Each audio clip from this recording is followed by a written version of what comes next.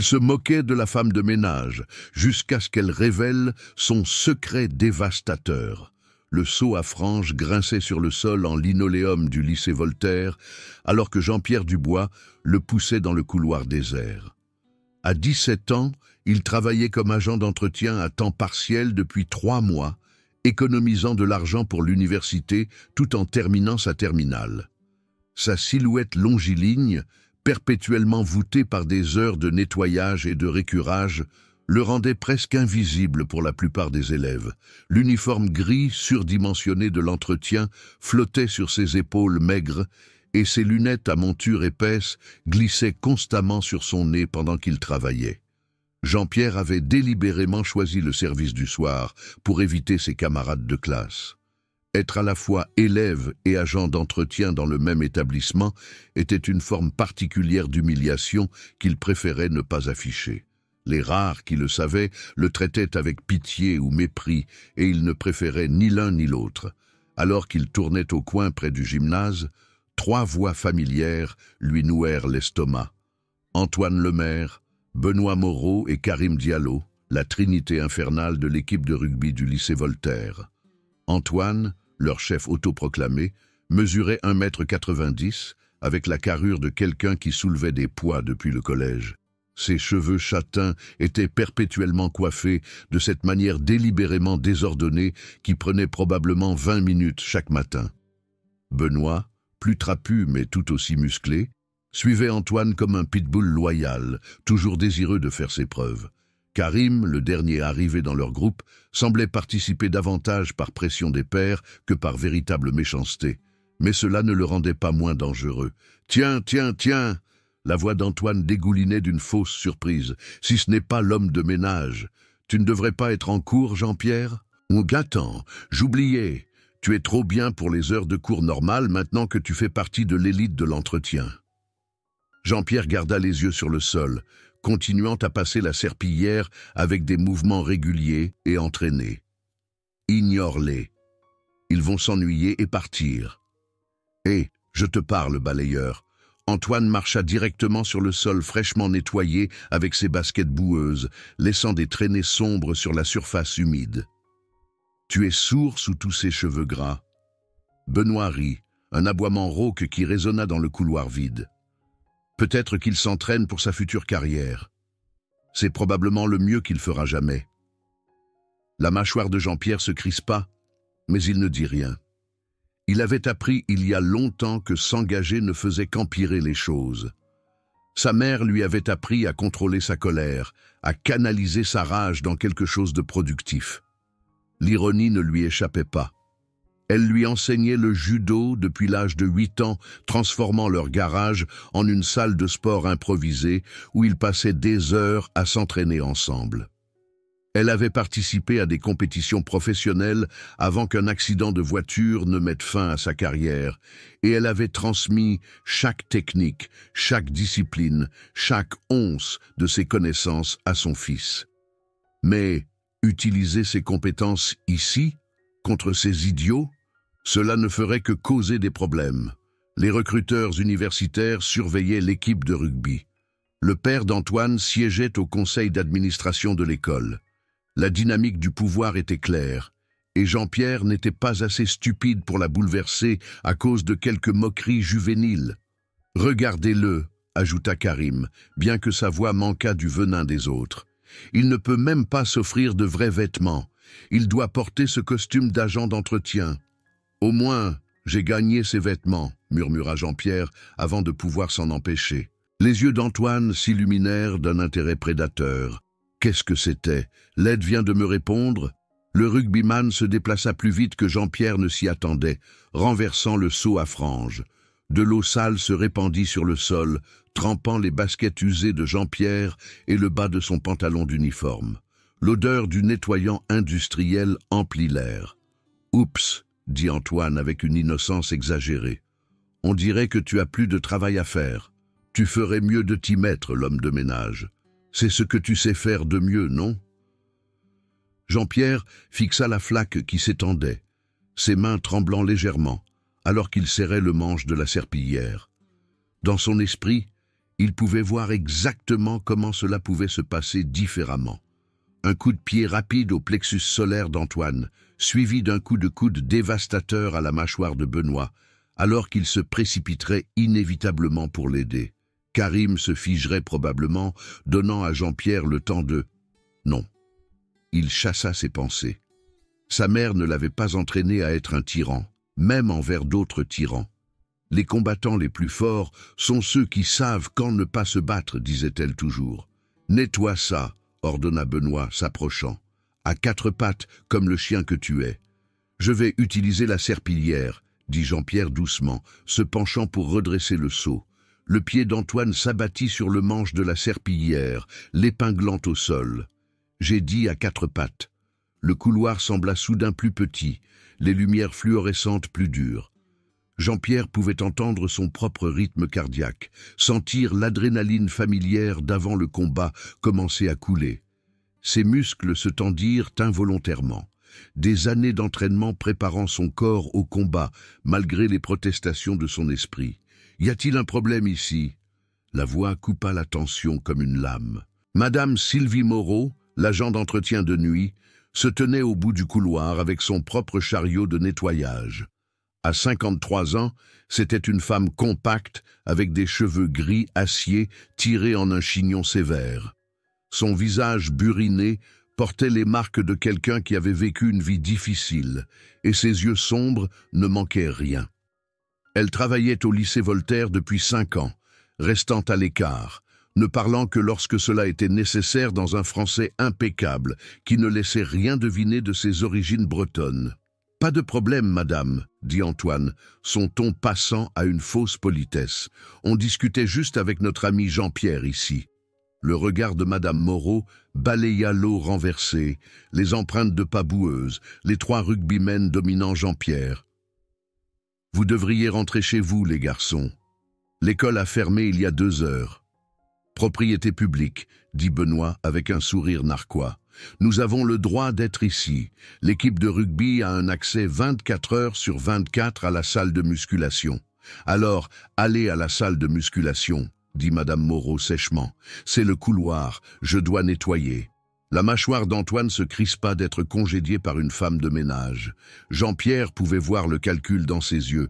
Jusqu'où pouvait-il pousser cela sans avoir de vrais problèmes? « Bien sûr, » dit finalement Antoine, « nous allons sortir de votre espace de travail. » Il fit sonner les 2 derniers mots comme une insulte. En passant devant madame Moreau, il la heurta délibérément à l'épaule, la faisant reculer d'un pas. « Oups, désolé pour ça. Ces couloirs sont tellement étroits. » Madame Moreau ne dit rien, mais Jean-Pierre surprit quelque chose dans son expression. Un éclair de quelque chose de sombre et de dangereux qui disparut presque instantanément.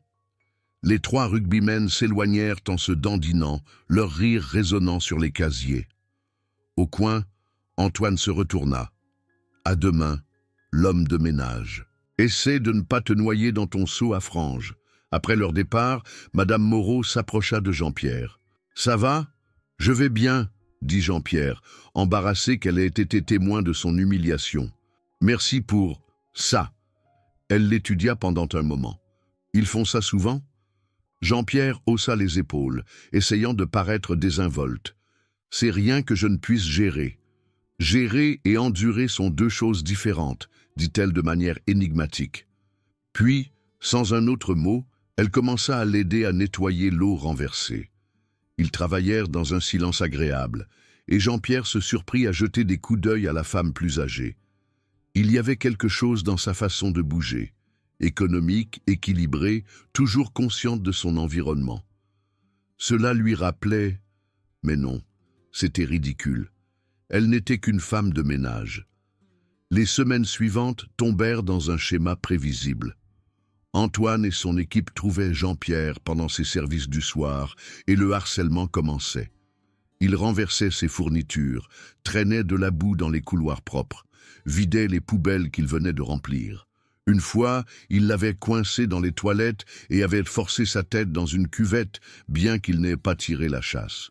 Antoine était assez intelligent pour éviter tout ce qui pouvait être classé comme une véritable agression. Jean-Pierre endura tout cela avec les dents serrées et les poings crispés. Sa mère remarqua le changement en lui pendant leur séance d'entraînement. « Tu es trop tendu », observa-t-elle, attrapant son coup de pied circulaire avec facilité. « Ta colère te rend négligent.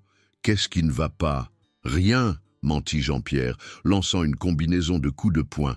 Elle les bloqua tous sans effort. « Jean-Pierre, je lis ton langage corporel depuis que tu es dans les couches. Parle-moi. » Mais comment pouvait-il expliquer?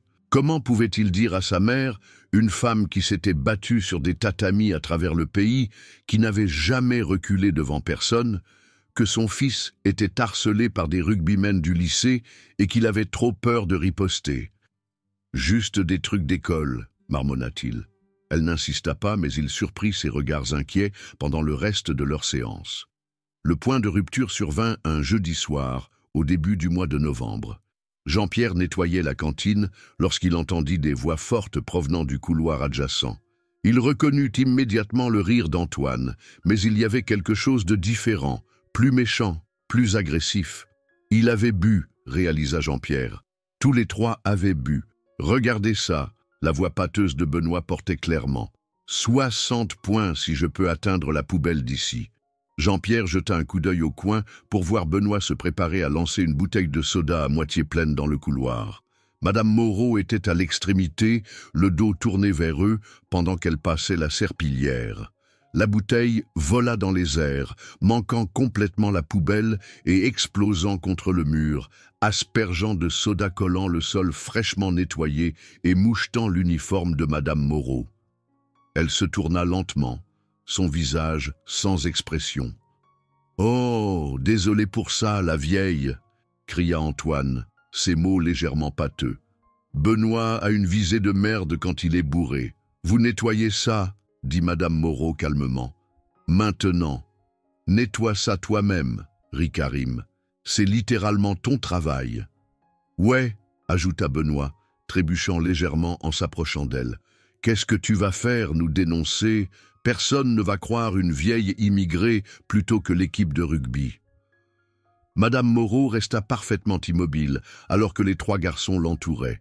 Jean-Pierre sentit son cœur s'emballer. C'était différent de leur harcèlement habituel. Cela semblait dangereux. « Tu sais quel est ton problème ?» dit Antoine, se mettant juste devant son visage. L'alcool dans son haleine était probablement accablant. « Tu ne montres pas le respect approprié. Tu te promènes ici comme si tu étais quelqu'un, mais tu ne l'es pas. Tu n'es rien. Juste une vieille femme qui nettoie les dégâts des autres. S'il vous plaît, partez, dit Madame Moreau doucement. S'il vous plaît, partez, se moqua Benoît d'une voix aiguë. Qu'est-ce qui se passe? Tu as peur. Tu devrais l'être. Personne ne se soucie de l'aide ici. Ce qui se passa ensuite sembla se dérouler au ralenti. Antoine, enhardi par l'alcool et le rire de ses amis, tendit la main et attrapa les fesses de Madame Moreau, les serrant fort. « Que dirais-tu de nous montrer un peu de respect pour une fois, mamie ?» Le bruit de la gifle résonna dans le couloir comme un coup de feu. Mais ce n'était pas Madame Moreau qui avait été giflée. Antoine chancela en arrière, sa main volant vers son visage, où une vive empreinte de main rouge se formait déjà. Ses yeux étaient grands ouverts de choc et de rage qui grandissaient rapidement. « Tu m'as frappé? Tu m'as putain de frappé ?» Madame Moreau se tenait dans une position que Jean-Pierre reconnut immédiatement. Une position de combat parfaite, le poids équilibré, les mains levées mais non menaçantes. « Pas encore. Tu me touches encore une fois, garçon, et la gifle sera le moindre de tes problèmes. Tu es foutu !» grogna Antoine, son visage se tordant de fureur. « Mon père siège au conseil d'administration de l'école. Tu es viré.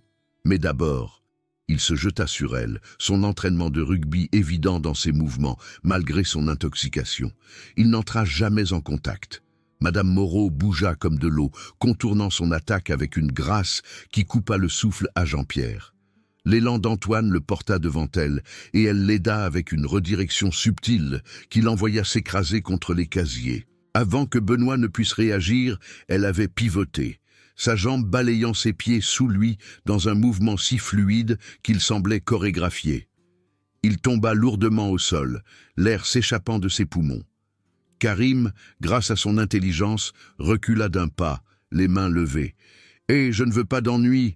Alors assieds-toi, ordonna Madame Moreau, et Karim tomba immédiatement au sol, reculant contre le mur. Antoine était de retour sur ses pieds, son visage tordu d'humiliation et de rage. « Tu vas payer pour ça. » Il chargea à nouveau, cette fois se souvenant de son entraînement, visant une prise de jambe double. Le genou de Madame Moreau se leva exactement au bon moment, l'attrapant au plexus solaire. Alors qu'il se pliait en deux, haletant, elle attrapa sa tête et remonta son genou, s'arrêtant juste avant son visage. Un avertissement plutôt qu'une frappe. Antoine s'effondra à genoux, luttant pour reprendre son souffle. Benoît avait réussi à se relever et Jean-Pierre pouvait le voir chercher son téléphone. Pour appeler à l'aide ou enregistrer, il n'était pas sûr. Madame Moreau le remarqua aussi. « Tu postes quoi que ce soit, et je poste ça », dit-elle, sortant son propre téléphone de sa poche. Jean-Pierre réalisa avec choc qu'elle avait enregistré toute la rencontre, probablement depuis le moment où ils avaient jeté la bouteille. Agression sexuelle d'une employée de l'école. Comment tu penses que ça se passe pour tes bourses de rugby? La main de Benoît se figea. Supprime ta vidéo, ordonna-t-elle. Maintenant. Avec des mains tremblantes, Benoît obtempéra. Madame Moreau inspecta les trois garçons. Antoine toujours à genoux haletant. Benoît debout mais clairement terrifié. Karim pressé contre le mur comme s'il essayait de disparaître dedans. Quand elle parla, sa voix était calme mais portait un tranchant d'acier. Vous pensez que parce que je nettoie les sols, je ne suis rien. Laissez-moi vous dire quelque chose, petit garçon. Avant de venir en France, j'étais instructrice de pencak silat pour la police indonésienne. Vous connaissez le pencak silat? Art martial indonésien. Très pratique, très douloureux. J'enseigne aux hommes durs à se battre plus dur. Puis je viens ici pour une vie meilleure pour ma fille. Et oui, je nettoie les sols. Mais nettoyer les sols ne me rend pas faible. Cela me rend humble. Vous comprenez la différence? Antoine avait finalement repris son souffle suffisamment pour parler. « Mon père, votre père ne fera rien », le coupa Madame Moreau. « Vous lui dites quoi? Que vous et vos amis ivres avez agressé sexuellement une femme assez âgée pour être votre grand-mère et qu'elle s'est défendue. S'il vous plaît, dites-le lui, dites-le à tout le monde, j'ai la vidéo. » Elle empocha son téléphone et continua. « Mais je suis une femme raisonnable. Vous voulez que ça disparaisse? Très bien. À partir de maintenant, vous laissez tranquille quiconque travaille ici. Jean-Pierre, moi, les autres agents d'entretien, les employés de la cantine, tout le monde. Vous montrez du respect. Vous voyez un désordre? Vous le nettoyez. Vous voyez quelqu'un qui a besoin d'aide? Vous l'aidez. Vous comprenez? Trois têtes hochèrent frénétiquement. Bien. Maintenant, vous rentrez chez vous. Vous désoulez. Demain, vous venez à l'école et vous êtes de meilleures personnes. Ou peut-être que je me souviens que j'ai encore la vidéo sur mon téléphone. Peut-être que je pense que le conseil d'administration de l'école devrait la voir de toute façon. C'est à vous de voir.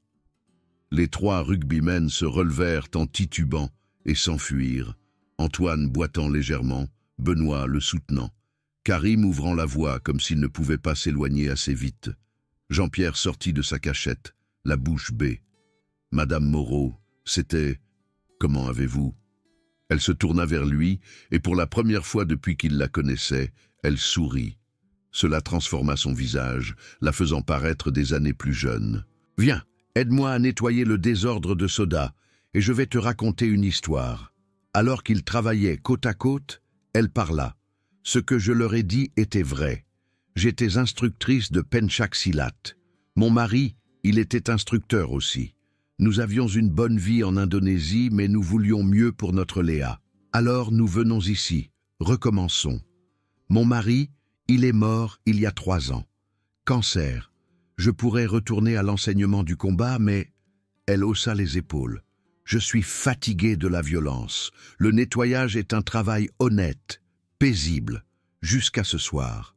Ils l'ont mérité, dit Jean-Pierre fermement. Ils terrorisent les gens depuis des années.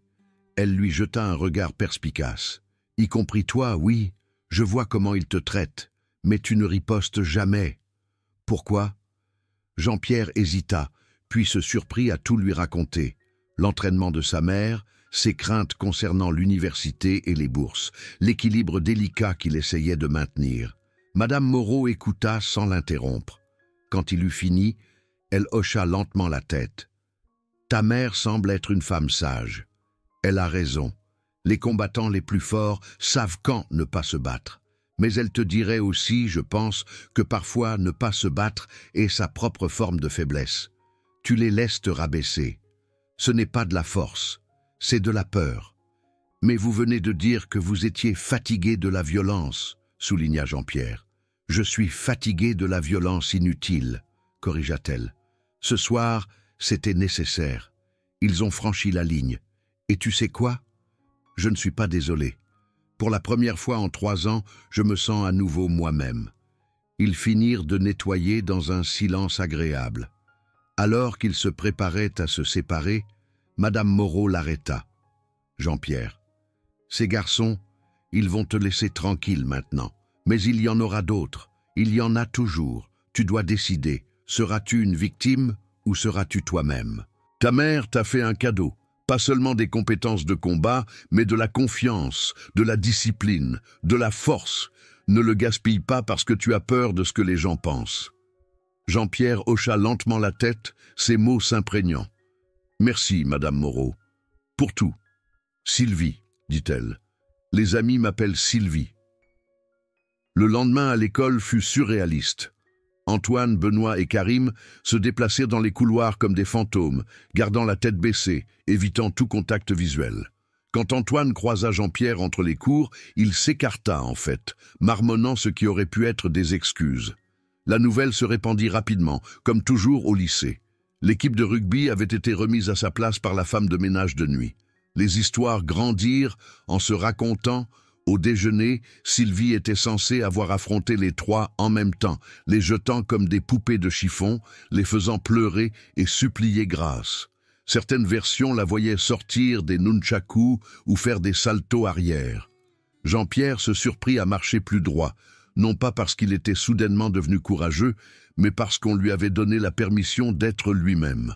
Lorsqu'un élève de seconde fit accidentellement tomber ses livres de ses mains, Jean-Pierre ne se précipita pas pour les ramasser dans un silence embarrassé.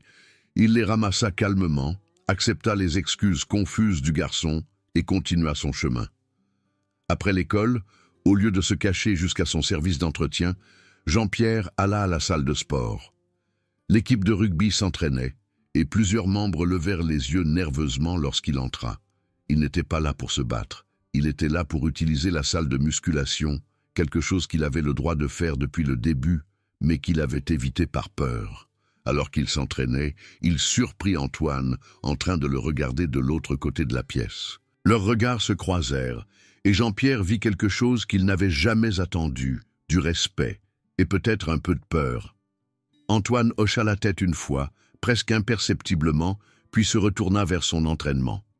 Ce soir-là, Jean-Pierre trouva Sylvie dans la salle de pause, sirotant du thé et lisant un journal breton sur son téléphone. « Comment te traite-t-il aujourd'hui » demanda-t-elle sans lever les yeux. « Comme si j'étais radioactif » admit Jean-Pierre. « Tout le monde agit comme si je pouvais être dangereux par association. » Sylvie gloussa. « Bien, un peu de peur maintient les gens polis. » Elle posa son téléphone et le regarda sérieusement. « Mais souviens-toi, le respect de la peur est une chose superficielle. Le vrai respect vient d'être une bonne personne qui se trouve être forte, pas une personne forte qui se trouve être bonne. Tu comprends ?» Jean-Pierre hocha la tête. « Je crois que oui.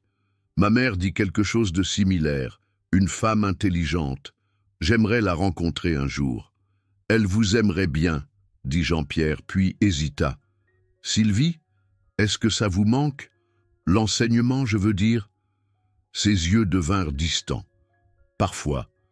Mais j'enseigne d'une manière différente maintenant. Ce soir, je t'enseigne à toi. La semaine dernière, j'ai aidé une jeune fille à la cantine à tenir tête à son petit ami qui la contrôle. Il y a un mois, j'ai montré à un agent de sécurité une meilleure façon de gérer les parents agressifs. L'enseignement ne se fait pas toujours dans un dojo. Au cours des semaines suivantes, le changement au lycée Voltaire fut remarquable. Antoine et son équipe non seulement cessèrent d'intimider, mais intervinrent activement lorsqu'ils voyaient d'autres le faire. Jean-Pierre fut une fois témoin de Benoît s'interposant physiquement entre un élève de seconde et des élèves plus âgés qui le harcelaient. La transformation n'était pas parfaite, ils étaient toujours des sportifs arrogants, mais ils avaient appris que des conséquences existaient. Jean-Pierre s'épanouit dans le nouvel environnement. Il rejoignit le club d'arts martiaux, ne cachant plus ses compétences. Lorsque l'instructeur apprit son expérience en judo, elle lui demanda d'aider à enseigner. Il se fit des amis, de vrais amis, qui l'appréciaient pour ce qu'il était plutôt que pour ce qu'il prétendait être. Sylvie devint un mentor et une amie. Parfois, après leur service, elle lui montrait des techniques de penchaksilat dans le gymnase vide, ses mouvements fluides et dévastateurs malgré son âge. En retour, il lui enseigna quelques combinaisons de judo de sa mère. Elle apprit vite, adaptant les techniques pour compléter ses compétences existantes. « Tu sais, dit-elle un soir alors qu'il s'entraînait, Maléa étudie pour devenir enseignante. Éducation physique. Je pense que peut-être quand elle sera diplômée, je l'aiderai à ouvrir une école. Arts martiaux pour les enfants qui ont besoin de confiance, pour les femmes qui ont besoin de protection, pour tous ceux qui ont besoin de trouver de la force. C'est incroyable, dit Jean-Pierre, sincèrement enthousiasmé pour elle. Vous seriez une excellente enseignante. Vous l'êtes déjà. Peut-être que tu aideras parfois, suggéra-t-elle. Quand tu ne seras pas occupé avec l'université, je serai honoré. Le semestre passa en un éclair.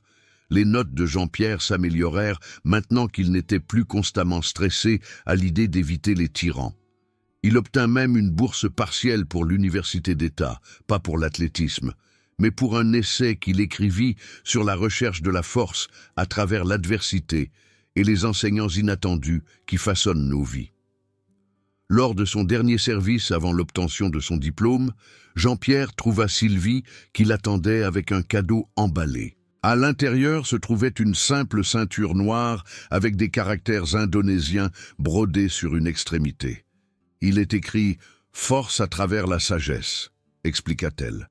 Ce n'est pas un rang officiel ou quoi que ce soit, juste un rappel, d'un guerrier à un autre. Jean-Pierre sentit ses yeux brûler d'une émotion inattendue. « Sylvie, je ne sais pas quoi dire. Ne dis rien. Promets juste. Quand tu vois quelqu'un se faire rabaisser, tu l'aides à se souvenir qu'il est grand.